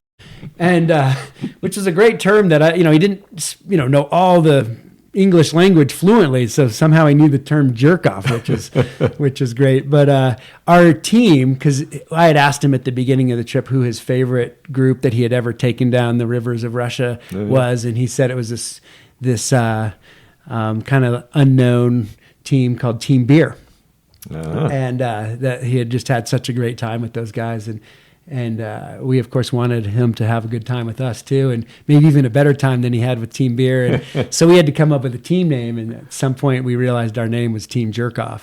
And so that was pretty awesome, fitting name for us, and he loved calling us Team Jerkoff. And on the very last day, I don't know if Team Beer wants to hear this story, but on the very last day, we forced Vasily to jump off this bridge with us into the river, and it was really, really rushing river, not rapids, but just fast moving. We had to sprint swim back to the shore if we were going to make it, and we didn't know how deep it was going to be. So Vasily was really uncomfortable with it, but he finally agreed to get naked with us all and jump off this bridge. Nice. And I come up right next to him as we're sprint swimming back, and he and I are kind of the ones in back about to miss the eddy. And I say to him, "Vasily, who's your favorite team now?" And, his water is like coming into his mouth, and he says, "Team Jerk Off." You won him over. I think we won him over. All around. Yeah. Yeah. I don't know that he got naked with Team Beer, and he realized how freeing and wonderful that could be. And I bet he's naked to this day. You converted him. I hope so. That's a pretty awesome story. Yeah. We've been able to do some really awesome traveling to some really great rivers, and as we've already talked about, those are the stories that sustain us, and those moments can be fleeting, but because the experiences are so powerful, it changes us every time we do it, and it makes us better, newer, happier people, I think, all the time. Yeah. That one sounds like an incredible trip. So I have to ask you about this because I won't get the stories quite right, but I have heard like from several different people that your name comes up when it comes to bakers, and bakers. Well, we already talked about it, right? Like this is, I think. One of the things that's serious about it has a lot of hazards, and it's completely walled in. So you kind of have to make sure things don't go wrong. Yeah. And it being on the Animas River, it can get quite high. So there's not, there are cutoffs where you don't go in there. But I've heard numerous times where it's like, Brad doesn't seem to be terribly affected by the cutoff levels of most people, and we'll just kind of go in there and just be like, yeah, let's just go do it. Yeah. Where's your mind in those places? Well, certainly I am not. I'm not one who has run it at the highest flows, and I don't think I ever will be. But I do tend to get really excited when it's over 1,000 CFS, and a whole bunch of people will go in at that flow. But once it gets into the 1,1500s, people tend to wait till it comes back down again. And I still get really excited at those flows. And I'm also really terrified, and I can't not do it because it's right there, and it's possible. And I want to do it. I'm also not, my skills as a kayaker, they're good enough, but they're not, maybe sometimes they're not good enough. And so that makes it even a little bit more scary for me, knowing that I should probably have a little bit better skill level sometimes. My roll should be a little quicker, or my ability to prevent myself from flipping certain situations. Maybe a better brace or something like that would be helpful. And so I think I know that I lack in those areas. Rolf tells me you even lost your roll for a little bit, but it didn't deter you terribly. That was ridiculous. Yeah, I had a few years there where my roll, I probably could still roll in a swimming pool at that time, but once I was in the river, I was I think I was panicking maybe. Yeah. And so I had some technique that I was doing, and eventually a good buddy of mine who's a really good kayaker named Matt Wilson, he saw me do a roll in an eddy before we ran Vallecito, and he saw exactly what was going wrong, and that was what kind of brought me back into the world of being a roller. But yeah, during that time when I couldn't roll, I couldn't quit going. But so I kept going, and it was a pretty, kind of a pretty feisty decision to be making in some of those situations in Baker's, especially. Yeah, it's kind of a scary place. Have you been in there? I have not, and everybody tells me I should go. I just haven't kind of had the right window, and things have been when it's been at the right level, and I've been down there. And yeah. One of these days. Yeah, let's go together. Get in there. Yeah, I'll show you either what to do or what not to do, and either way, you'll learn a lot from that. So, I'd love to go with you. I'm going to consult some other locals on what the right level is first, though. Okay. Yeah, but that would be cool. Brad wouldn't let me end the interview without talking about one of his favorite subjects, so let's just go for it. Here's Brad. I used to, this thing that Brian, who is Toby's brother, Brian and Toby and I started this thing that we called the Pooper Society. And it was like, you just poop with each other, because oftentimes you're nervous and you got to poop. And so it was like a good time to go and just hang out together and poop together. And sort of also, it's also that idea of, it's so disgusting or whatever, but it's kind of like being naked in front of people. That's kind of hard at first because you're a little self-conscious, or you don't know, you think your penis is too small or whatever. And so you just you just feel weird about it. But once you do it to the point where you just don't even care anymore, like when I empty river groovers, I want to be like, oh, this is so disgusting. Oh, a little bit splattered on my face. That's totally gross. But instead, you just that's the instinct that you have. But you just have to tell yourself that it's okay and it doesn't really matter. And you reframe it. It's all about reframing. Yeah, people are trying to tell school teachers nowadays that they should reframe their thinking on low pay. don't tell my boss about this. It's a privilege. You're lucky to be in the classroom with all these kids who want nothing to do with being stuck inside your four kids walls. Will not be able to afford cocaine, and therefore they won't have any coke problems. Oh, the cocaine, yeah. Which I've never done, of course. Yeah, say no to drugs if you want to. But there's so Poop Society. All right, so I mean this podcast is really going in the shitter now. But let's roll with it. I was hoping it would get there. I'm glad we're finally there.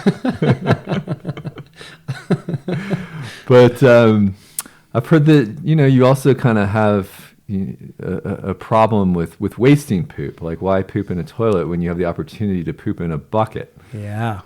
Yeah, I love that you use the word waste, because in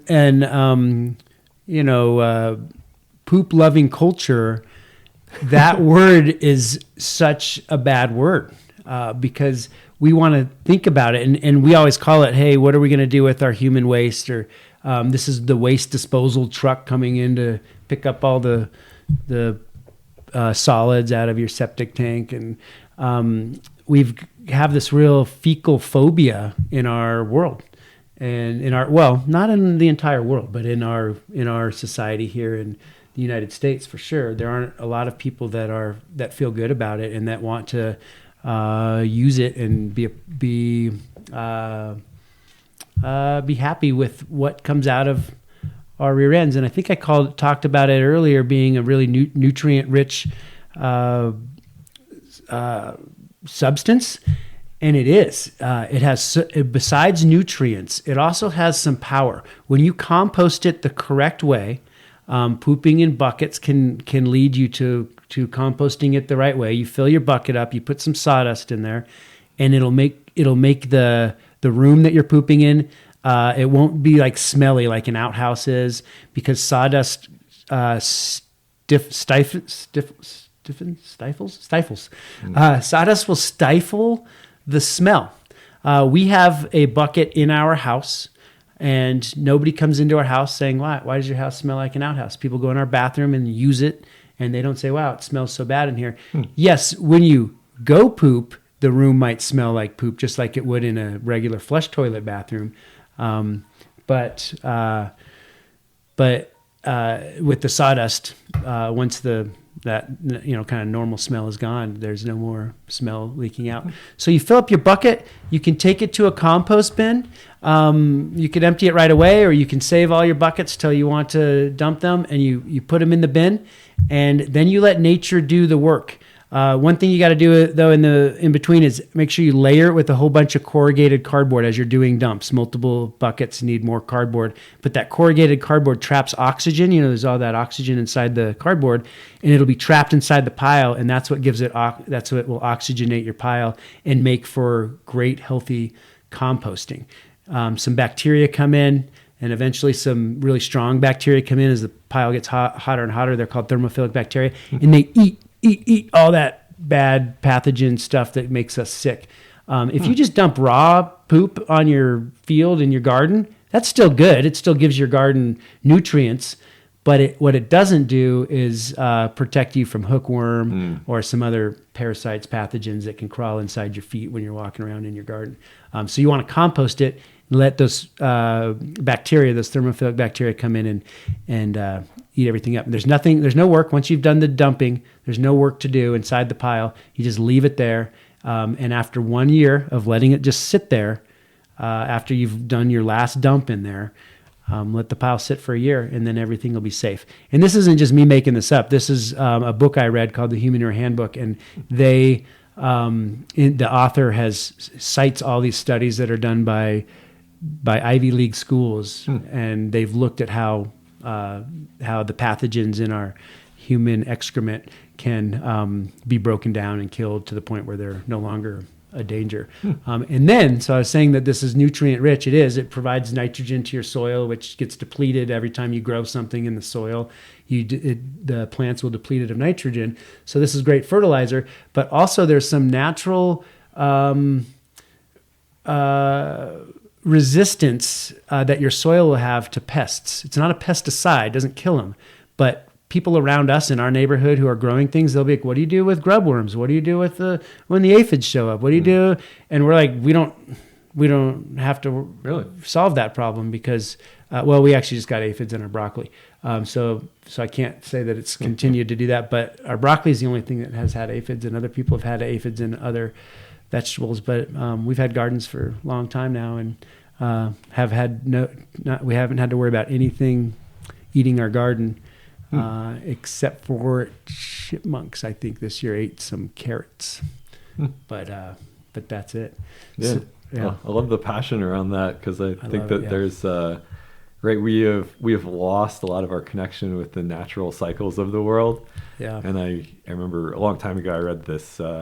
The book, The Omnivore's Dilemma. Are you familiar with that one? Yeah. Which I thought was a great book. Great. Really changed how I thought a lot about food and stuff. But he talks about that a lot. There's he tracks, somebody's who has this kind of special farm out in the Northeast where he, every output from one thing is an input to something else in the farm. Yeah. And the waste is almost non-existent. Yeah. And, we've really lost that connection. So Yeah, I agree. And then the other thing that we are wasting when we poop in water, where our poop is going to get put into a water treatment plant or into your septic tank, which will get pumped out and then put into a water treatment plant.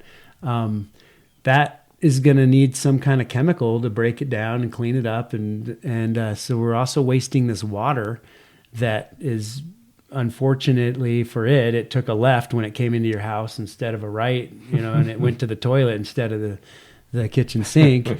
And so now that water has just been contaminated.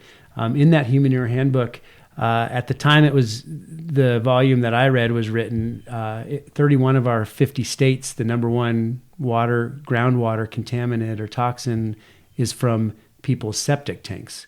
Really? Yeah. And so, of course, it contains all of the solids, but those solids are sitting in there mixing with water that's coming in from the rest of the house. And then eventually that water leaches out through the leach field and then seeps down in. So this is still poopy water that's getting leached into our groundwaters. Yeah. And, I don't know, just driving over the hill today into Boulder and seeing all this beautiful natural scenery with all these houses dotting the land. All these people are not pooping in buckets. They're all pooping in water, and their water is going somewhere. And that's just one community amongst thousands and thousands of communities that we have all over this place. We can definitely do something better with our poop. There are places that have municipal poop collection, where it's like a trash can is put outside. Your trash. These places they put poop buckets outside, and somebody will come and collect it, and they'll dump it into this big poop pile. Yeah. Not in this country, I imagine. No, it's not. No, the example in the book was Reykjavik in Iceland, and then I had some friends come back from Reykjavik, and I told them to look for the poop pile, and they didn't find it. It doesn't mean it's not there, but the story is that they have one there. Must be it's true. in a book. It's got to be true. In fact, they put inside one of these big municipal piles some radioactive material, and after 6 months, that radioactive material had been eaten by those thermophilic bacteria to the point where it was like 95% radioactive free, and after 2 years, it was completely radioactive free. It's amazing. So I have a big dream to help people poop in buckets so that we can start using nuclear energy, which is clean, except for the waste, the nuclear waste afterwards is not clean. But now we could clean that nuclear waste if we had these big municipal poop piles everywhere.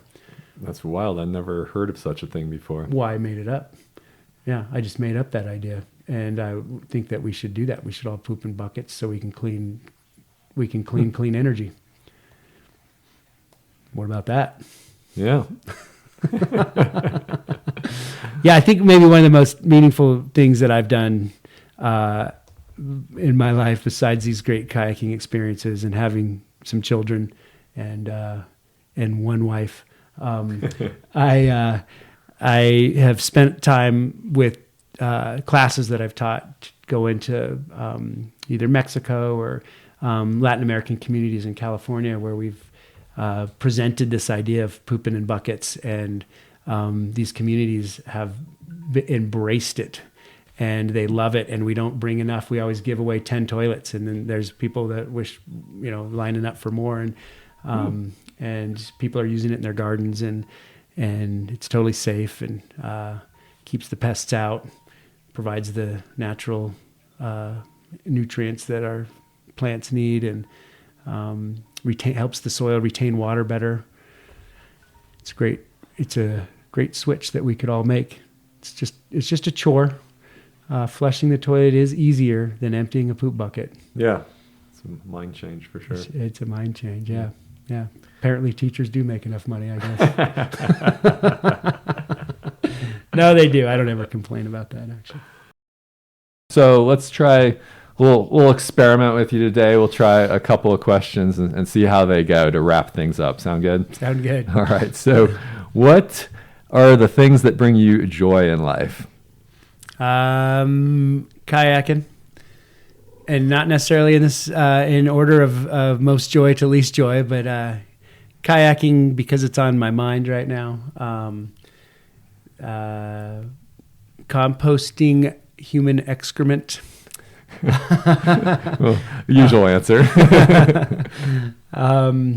Overcoming fear.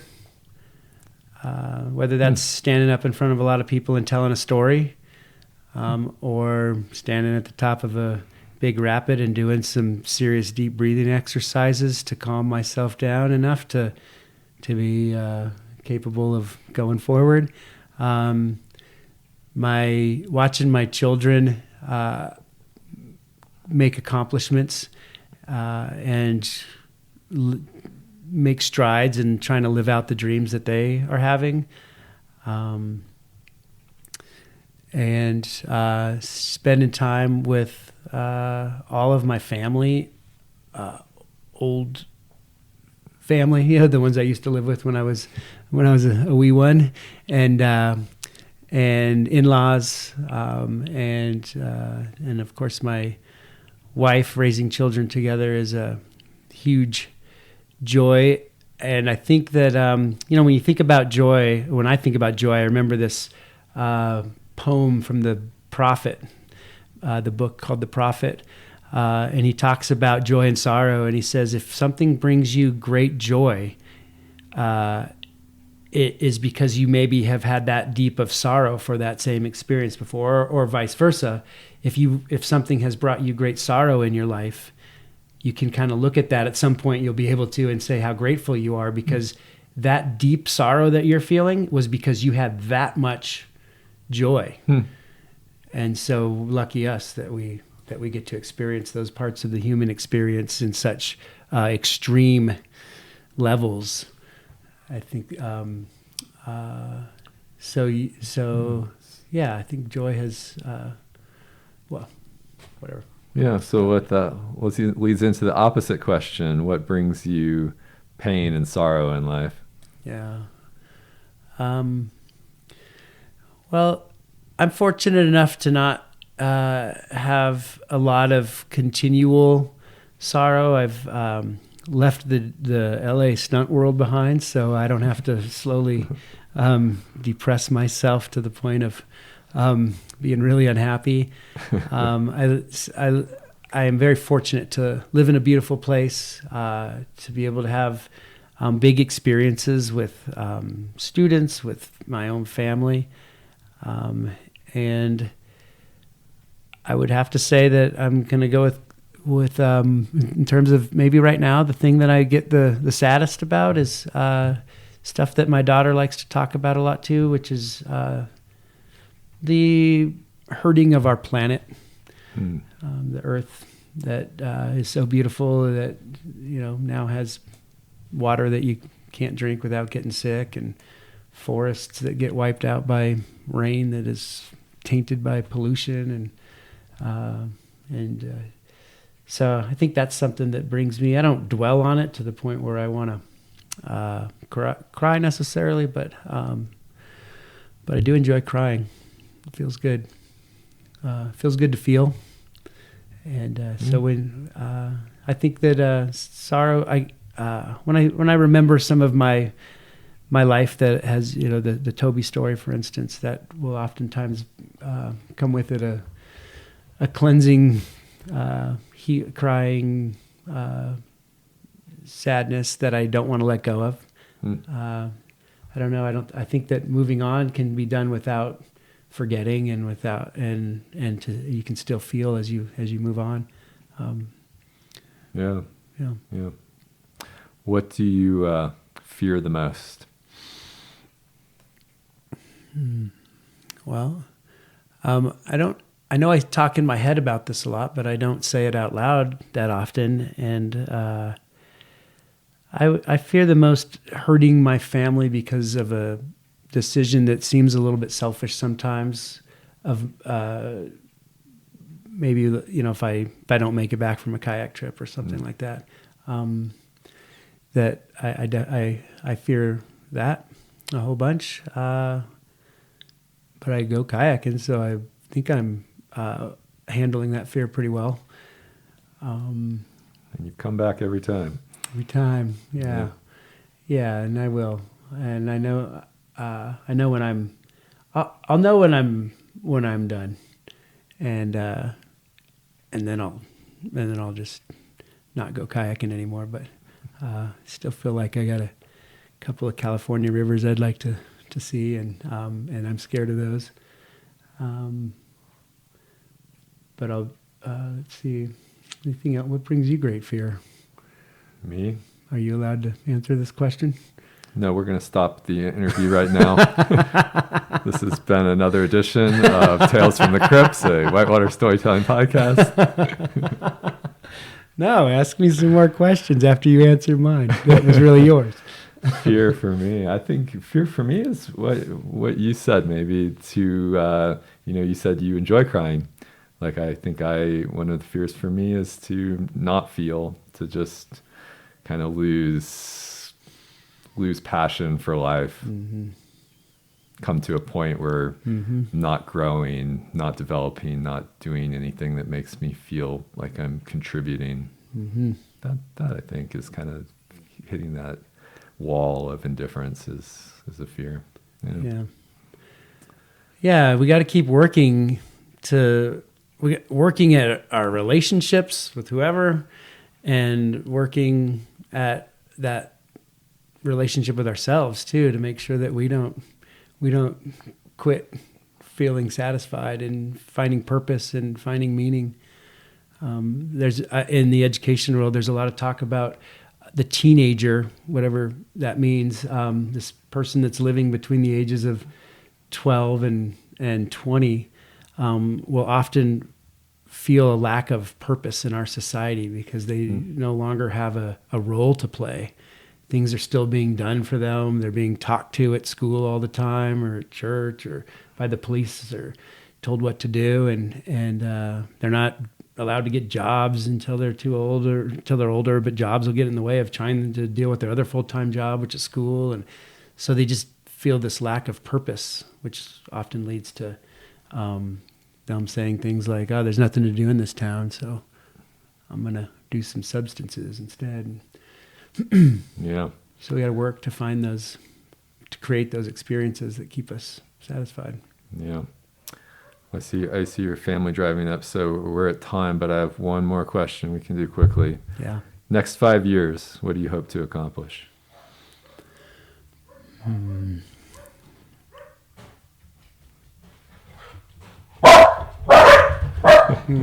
I hope that the dogs of the world will be at peace when strangers pull up during interviews. Me too. I hope that my kids will be out of the house at that point. It's actually something I'm really afraid of, that empty nest feeling. So in 5 years, I hope that I'm at a place where I can maybe be out of the education world in as much of it, so it's not a daily part of my life anymore, and be able to spend some time visiting my kids in college, and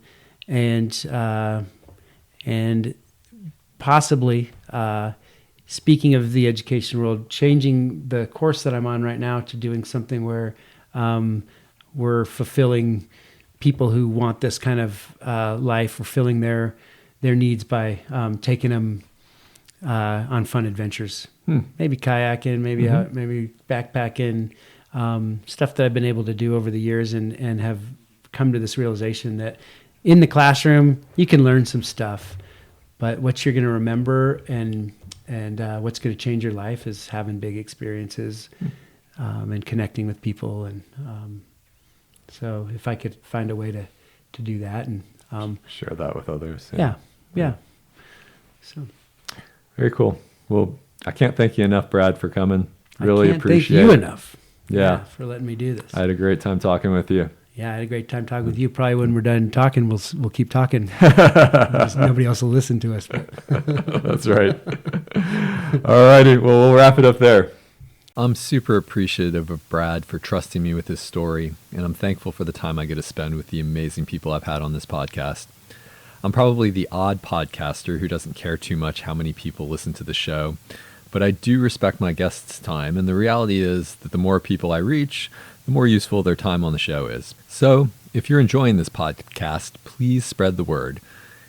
You can leave a review on Apple Podcasts, or on Spotify, or wherever else you can do so. I always welcome feedback or ideas for guests on the show. You can send an email to talesfromthecripps@gmail.com or reach me on Facebook at Tales from the Cripps. And I'm trying to start posting on Instagram as well at Tales from the Cripps Podcast. Many thanks for listening and Happy New Year. And finally, always remember that Brad would ask you not to be wasteful when doing this. Like when I emptied river groovers.